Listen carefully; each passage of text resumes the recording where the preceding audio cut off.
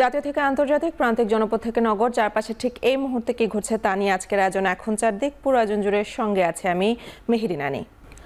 রাজধানীর চোর ডাকাত ছিনতাইকারীদের বেশিরভাগ 15 থেকে 30 বছর বয়সের উল্লেখ করে ঢাকা মহানগর পুলিশের গোয়েন্দা বিভাগ বলছে, অপরাধ দমনে রমজানেও বিশেষ অভিযান পরিচালনা করবে ডিবি। সকালে এক ব্রিফিংয়ে কথা জানান ডিবির অতিরিক্ত পুলিশের কমিশনার রেজাউল করিম মল্লিক। কেউ ডিবি পরিচয়ে তুলে নিলে বা সিভিল পোশাকে তল্লাশি করতে আসলে ডিবিতে অভিযোগ জানানোর আহ্বান জানান এই কর্মকর্তা। রোজার সময় মানুষের কর্মযোগ্যতা বাড়ে, বিশেষ করে টাকা পয়সার লেনদেন বেশি হয়। শপিং মল, ব্যাংক, বিমাগুলোতে মানুষের ভিড় বাড়ে। এসব জায়গায় কেউ যাতে নাশকতা না করতে পারে সেই জন্য আমাদের গোয়েন্দা নজরদারি বাড়ানো হচ্ছে। এটা হচ্ছে এক ধরনের বিশেষ গোয়েন্দা অভিযান, যেটাতে ছদ্মবেশে আমাদের সদস্যরা মানুষের মধ্য থেকে অপরাধীদের শনাক্ত করতে পারবে। শরীয়তপুরের তেঁতুলিয়া এলাকায় রাতে ডাকাত সন্দেহে 8 জনকে গণপিটুনি দেয় স্থানীয়রা। এ সময় 2 জনের মৃত্যু হয়। শুক্রবার রাত 11টায় শহরের কীর্তিনাশা নদীতে স্পিড বোট চালিয়ে পালানোর চেষ্টাকালে স্থানীয়দের বাধার মুখে পড়ে চক্রের সদস্যরা। প্রত্যক্ষদর্শীরা জানায়, এ সময় এলোপাথারি গুলি ও হাত বোমা ছোড়ে তারা। এলাকায় ডাকাতের উপস্থিতির খবরটি দ্রুত ছড়িয়ে পড়ে সামাজিক যোগাযোগ মাধ্যমে। মাইকিং করা হয় আশেপাশের এলাকাতেও।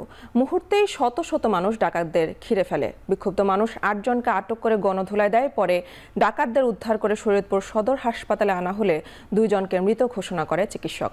এ সময় ডাকাতের ছোড়া গুলি আর হাত বোমায় আহত হয় স্থানীয় 4 জন। প্রাথমিক চিকিৎসা শেষে আশঙ্কাজনক অবস্থায় 5 জন ও 2 জন স্থানীয়কে ঢাকায় পাঠানো হয়েছে।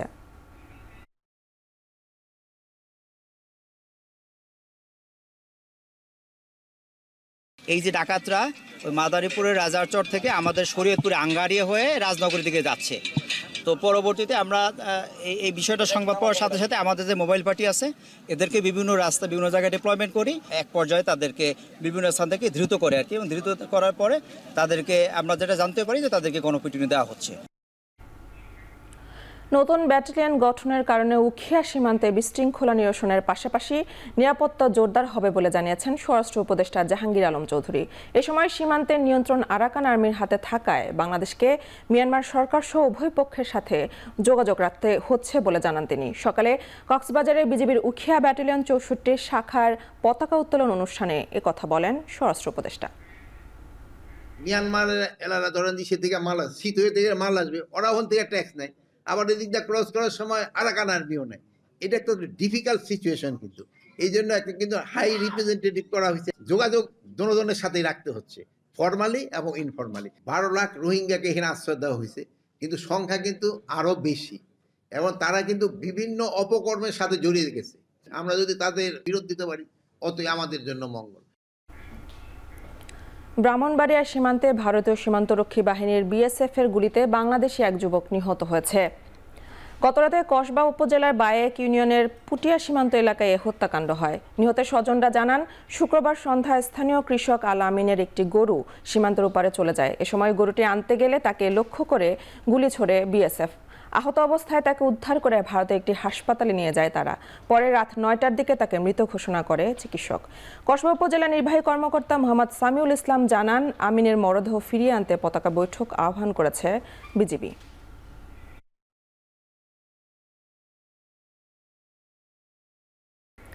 সরবরাহ বাড়তি থাকা এবারের রমজান বাজারে নিত্য প্রয়োজনীয় পণ্যের দাম অনেকটাই সহনীয় পর্যায়ে রয়েছে। তবে তেলের সংকটে ভোক্তাদের গুনতে হচ্ছে বাড়তি খরচ। রমজানের প্রতি বছর দ্রব্যমূল্যের ঊর্ধ্বগতি থাকলেও এবার কিছুটা ব্যতিক্রম। কুমিল্লার বাজারে পেঁয়াজ, রসুন সহ অন্যান্য নিত্য প্রয়োজনীয় পণ্যের দাম স্থিতিশীল অবস্থায় রয়েছে। তবে খোলা ও বোতলজাত সয়াবিনের তীব্র সংকট দেখা দিয়েছে, বিক্রি হচ্ছে বাড়তি দামে। সবজি, মাছ ও মুরগির বাজার সহনীয় পর্যায়ে থাকলেও বেড়েছে গরুর মাংসের দাম। এদিকে বগুড়ার বাজারে রমজানে নিত্য প্রয়োজনীয় পণ্য ছোলা, মুড়ি, খেজুর ও বেসনের দাম অনেকটা সহনীয় পর্যায়ে রয়েছে। তবে সরবরাহে কমতি থাকায় সয়াবিন তেল এখনও 200 টাকা লিটার দরে বিক্রি হচ্ছে। চট্টগ্রামে স্থিতিশীল আছে ছোলা, চিনি, তেল ও খেসারি খেজুরের দাম। তবে যথারীতি দাম বেড়েছে কাঁচা বাজারে সবজি সহ কিছু পণ্যের।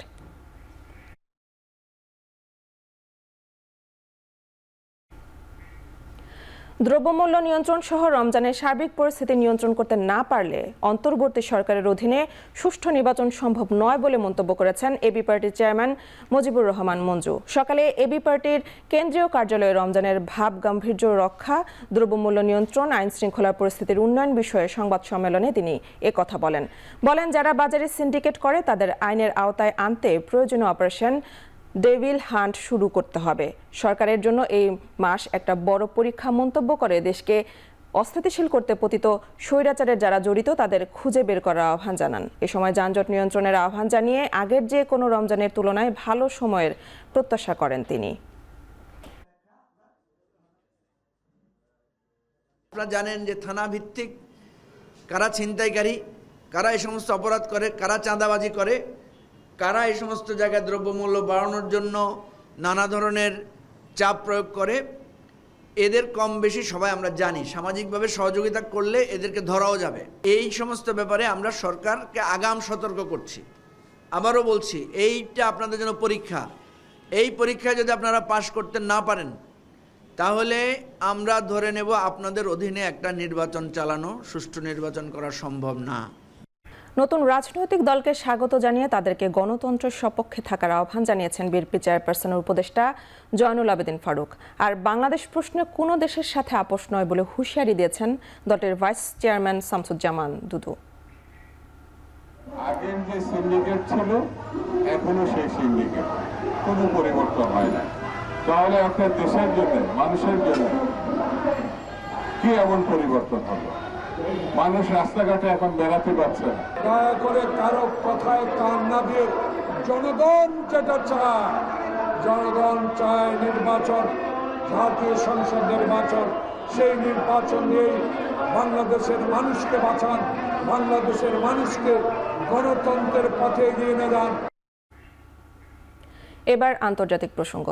উত্তপ্ত বাক্য বিনিময়ের মাঝে শেষ হলো ট্রাম্প জেলেনস্কি বৈঠক। দুই নেতার কাদা ছুড়াছুড়িতে বাতিল হয় দুর্লভ খনিজ চুক্তি, এমনকি যৌথ সংবাদ সম্মেলন।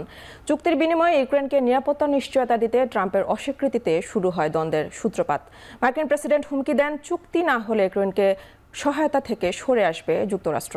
এ সময় জেলেনস্কিকে অকৃতজ্ঞ বলেও মন্তব্য করেন ট্রাম্প। অপরদিকে জেলেনস্কি পরিষ্কার করে বলেন নিরাপত্তা নিশ্চয়তা ছাড়া অস্ত্রবিরতি মানবে না কিয়েভ। এক পর্যায়ে এই বাকযুদ্ধে যোগ দেন মার্কিন ভাইস প্রেসিডেন্ট জেডি ভ্যান্স।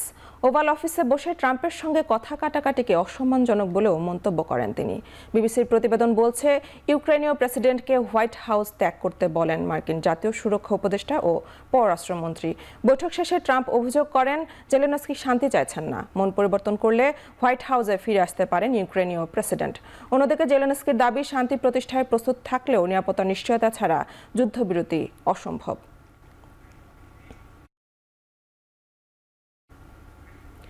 মিয়ানমারের মিয়াওয়াদিস শহরের স্ক্যাম সেন্টার থেকে উদ্ধার হওয়া ইন্দোনেশিয়ান নাগরিকদের নিজ দেশে ফেরত পাঠানো হয়েছে। ৮৪ জন ইন্দোনেশিয়ার নাগরিককে ব্যাংককের বিমানবন্দর থেকে ৩টি ভিন্ন ফ্লাইটে দেশে পাঠানো হয়। এর আগে তাদের আশ্রয় কেন্দ্রে রাখা হয়েছিল। থাইল্যান্ডে অনেক বেশি বেতনের চাকরির প্রলোভন দেখে ইন্দোনেশিয়ার নাগরিকদের কম্বোডিয়া আর মিয়ানমারের স্ক্যাম সেন্টারে রাখা হয়। ১৬ ঘন্টা কাজ করানোর পাশাপাশি তাদের উপর চালানো হয় অমানবিক নির্যাতন। টার্গেট পূরণ করতে না পারলে নেমে আসত ভয়াবহ বিপর্যয়। মিয়ানমারে দিন দিন বাড়ছে স্ক্যাম সেন্টার থেকে উদ্ধার হওয়া বিভিন্ন দেশের নাগরিক। এখন পর্যন্ত ৭,০০০ মানুষকে উদ্ধার করা হয়েছে। ইন্দোনেশিয়ার সরকার এই বিষয়ে তদন্ত করছে।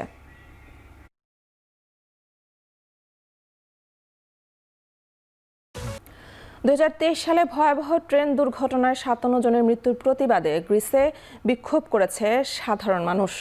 শুক্রবার পার্লামেন্টে এই বিক্ষোভে অংশ নেয় দেশের শত শত মানুষ। এ সময় বিক্ষুব্ধ হয়ে এথেন্সে আবর্জনার ভাগাড়ে আগুন ধরিয়ে দেন তারা।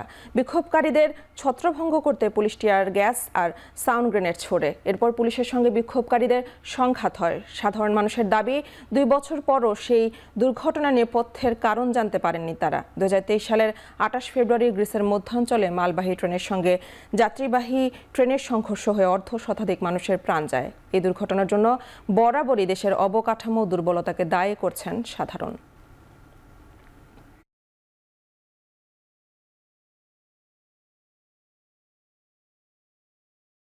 এবার খেলার খবর। সংযুক্ত আরব আমিরাতের বিপক্ষে নিজেদের দ্বিতীয় প্রীতি ম্যাচকে সামনে রেখে অনুশীলন করেছে বাংলাদেশ নারী ফুটবল দল। প্রথম ম্যাচে ৩-১ ব্যবধানে হেরেছে পিটার বাটলারের দল, যে কারণে দ্বিতীয় ম্যাচে আর কোনো ভুল করতে চায় না নতুন করে গড়া বাংলাদেশ নারী ফুটবল দল। সংযুক্ত আরব আমিরাত ফুটবল অ্যাসোসিয়েশনের মাঠে ২ মার্চের ম্যাচকে সামনে রেখে সকালে ১ ঘন্টা অনুশীলন করে আফিদা, রিপা, স্বপ্না, রানীরা। ম্যাচের কৌশলসহ সেট পিসে বেশি মনোযোগ দিয়ে কাজ করেছে সফররত দল। প্রথম ম্যাচে পেনাল্টি থেকে গোল করেও জয়ের বন্দরে পৌঁছাতে পারেনি আফিদা খন্দকারের দল। দ্বিতীয়ার্ধে তুলনামূলক ভালো খেলে শেষ পর্যন্ত স্বাগতিকদের কাছে পয়েন্ট হারায় লাল সবুজের প্রতিনিধিরা।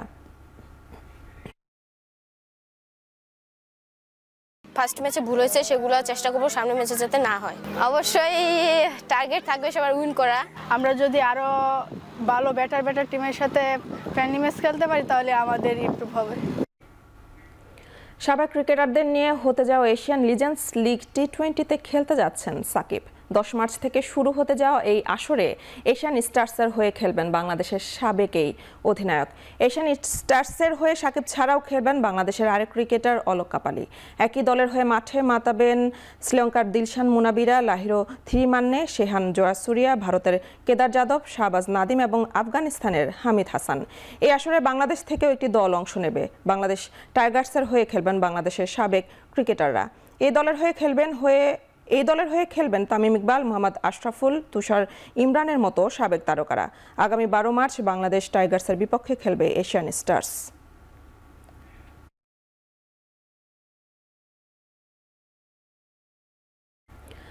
বাংলাদেশ প্রিমিয়ার লিগের দ্বিতীয় পর্ব সামনে রেখে দলবদল সেরে নিয়েছে ক্লাবগুলো। আক্রমণ ভাগের শক্তি বাড়াতে ভেনেজুয়েলার ফরওয়ার্ড এদুয়ার্দ মোরিওকে নিয়েছে এই মুহূর্তে লিগ টেবিলে শীর্ষে থাকা মোহামেডান। 2022-23 মৌসুমে পুলিশের জার্সিতে 18 ম্যাচে 9 গোল করেছে মোরিও। 2023-24 মৌসুমে 15 ম্যাচে জালের দেখা পেয়েছিলেন 5 বার। উজবেকিস্তানের ডিফেন্ডার আশরর গফুরভের সাথেও চুক্তি করেছে লিগ চ্যাম্পিয়নরা। 3 নতুন বিদেশি খেলোয়াড় নিবন্ধন করেছে বাংলাদেশ প্রিমিয়ার লিগের শিরোপাধারী Bashundhara Kings. Argentine forward Juan Eduardo Lescano, Brazilian centre back Daciel Elis dos Santos ও ঘানার ফরওয়ার্ড ইভান্সকে এর থেকে দলে বেরিয়েছে তারা।